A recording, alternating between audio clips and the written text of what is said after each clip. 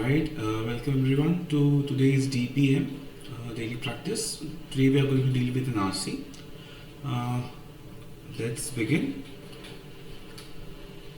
Two factors can be evoked to support the idea that opportunities of people with similar talents and abilities should not be disparate, okay, due to the effects of social lottery. Okay. There are two factors that basically it invokes the idea that people should be given opportunities with similar talents and abilities and they should not be separate, right, due to effects of social lottery or social luck for that matter, right. So what's the first one? The first is that how someone fares in the social lottery is influenced by the ongoing effects of unjust social structures. So basically we are talking about luck in the way of how it can be unjust in certain social structures. So past injustices such as racial discrimination have lingering effects on the opportunities of African Americans, right? So because there's no fault of their own, it's just the kind of society that they're living in, and because of the past that they have, things are not going better for some people, right? So that is what unjust social structure means. So the distribution of initial social assets would also be influenced by present effects of unjust inequalities in the distribution of wealth and income that are not due to social discrimination, right?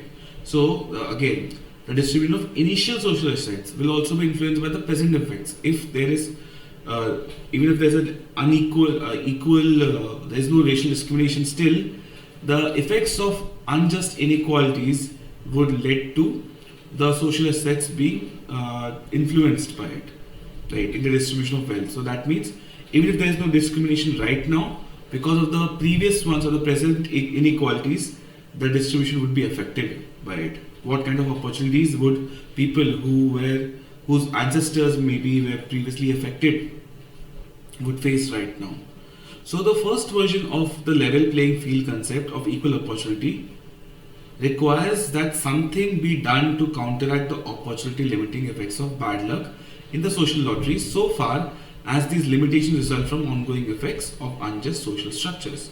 So there needs to be something that needs to be done to reduce the effects of bad luck, right?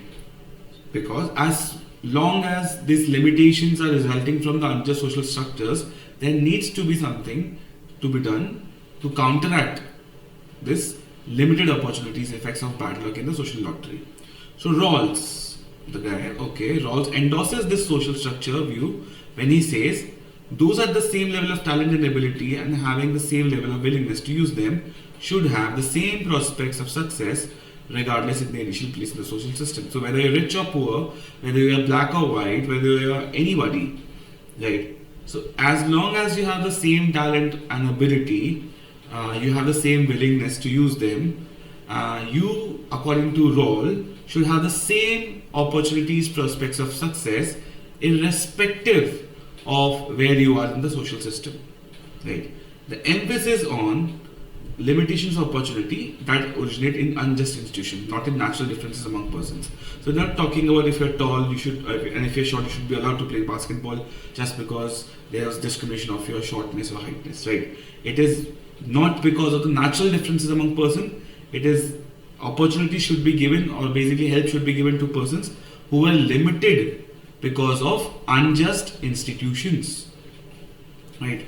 Alright, the second variant of level playing field is based on different assumption.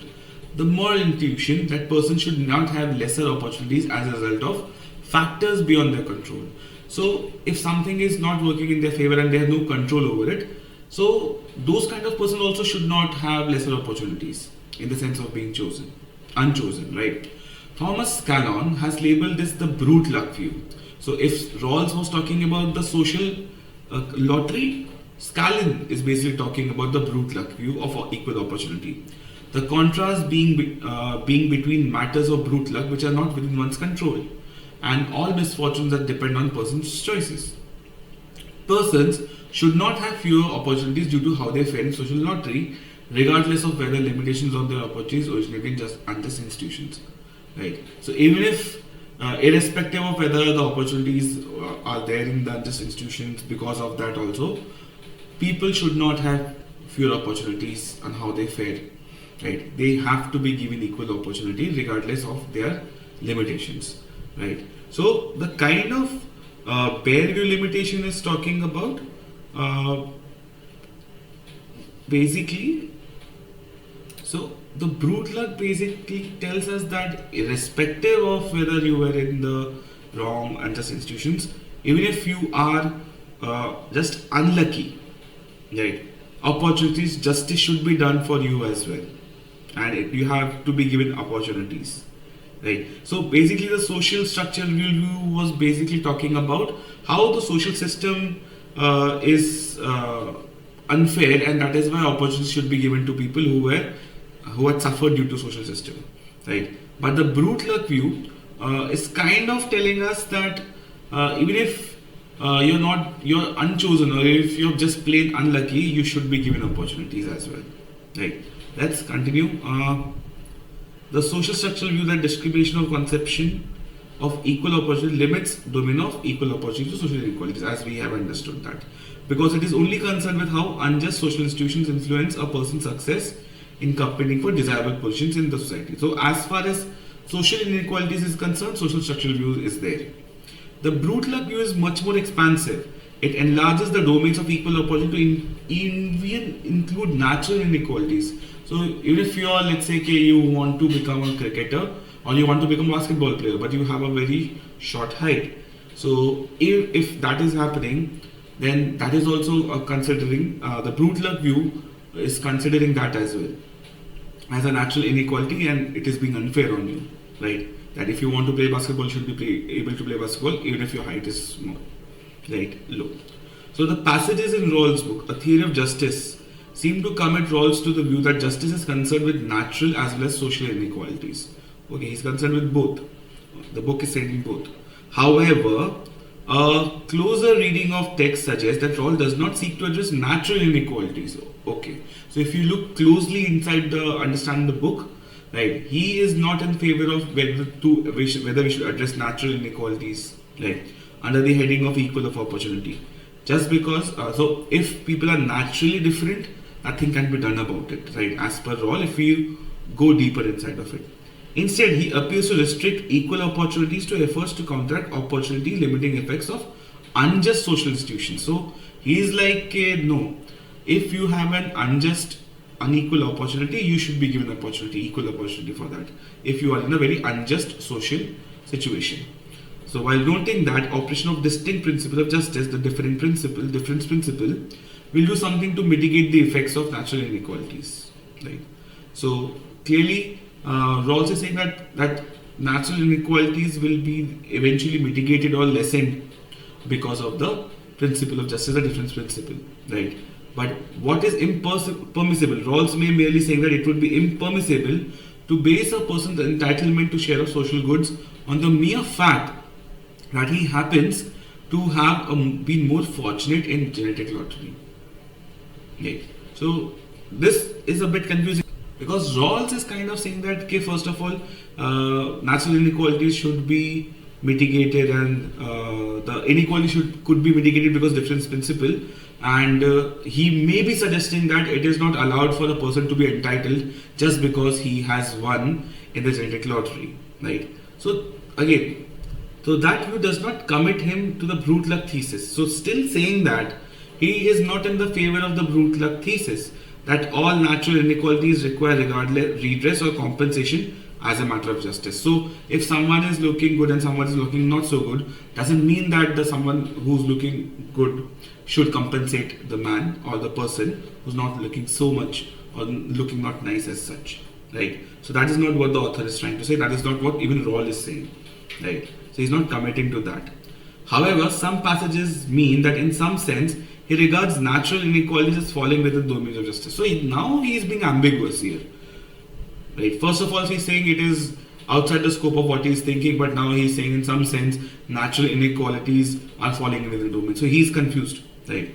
Other passages lend further support to hypothesis Rawls' conception of equal opportunity social structural view. So other passages basically saying that Rawls eventually is wanting to say that equal opportunity is in the social structure view only, right? So there's kind of ambiguity over here, right? He requests basically he's saying that some of the passages is basically restricting the equal opportunity in social justice injustice, and he relies on the difference principle to handle the natural inequalities. So this is a very ambivalent, ambiguous sentence in places, but ultimately we can kind of get into the last fact that he would more possibly promote or advertise or even endorse that social structural restriction for equal opportunity is something that he would support, right? There needs to be a restructuring of the social structure because there was of social inequalities, but not due to the brute luck thesis, right? So I hope this was a bit dense, but again we understand the whole passage was not something that could give us a conclusion, right? But we do know about the two parts that were given by the author, and in this case Roll as well, right? Let's look at the questions.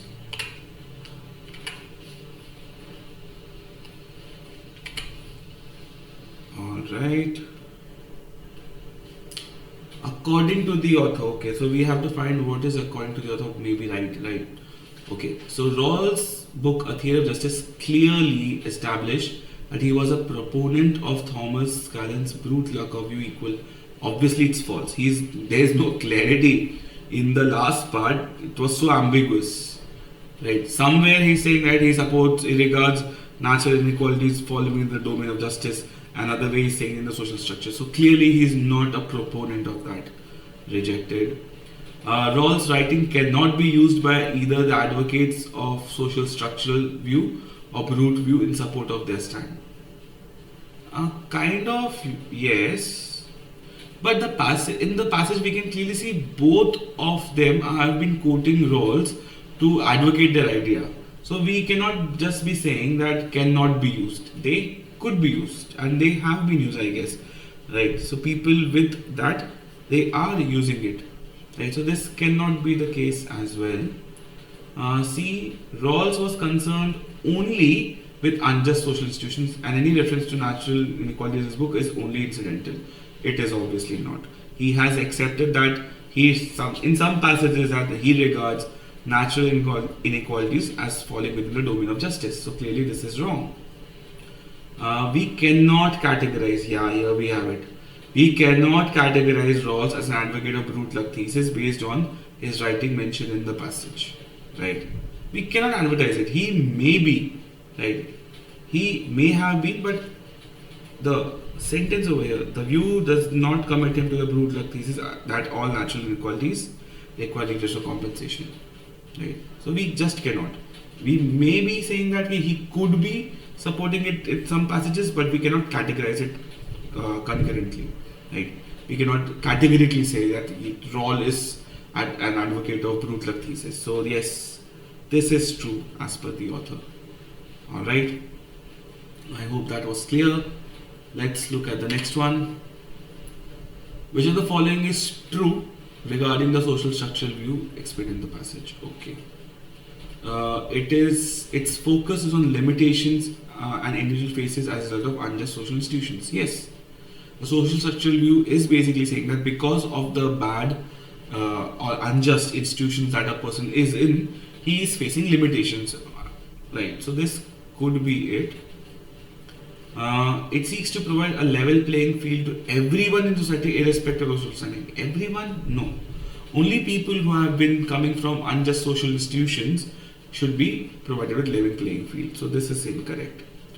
It takes into account the fact that individuals are born with different traits and so are different. So that's the brute luck view. That's the genetic view. It's not the social structure one. So clearly wrong. It asserts that lingering effects of past discriminations get compounded over time. We don't know.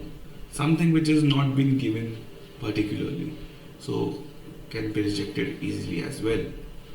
Option A has to be our answer. Alright, let's look at the next one. All of the following are features of brute luck view mentioned in the passage except. Okay. So there's one feature that is not of the part of the brute luck view. Fair. Okay.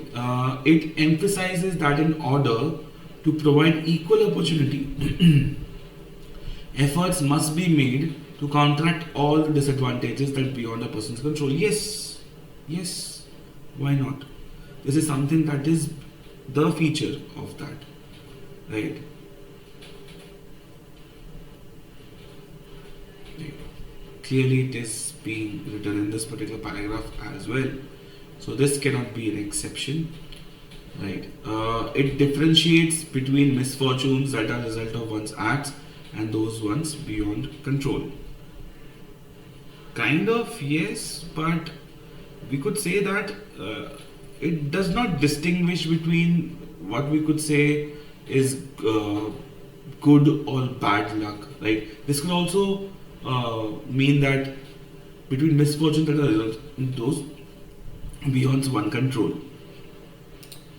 Right. So it does kind of differentiate that there are misfortunes that results of one action. Yeah, it is saying that.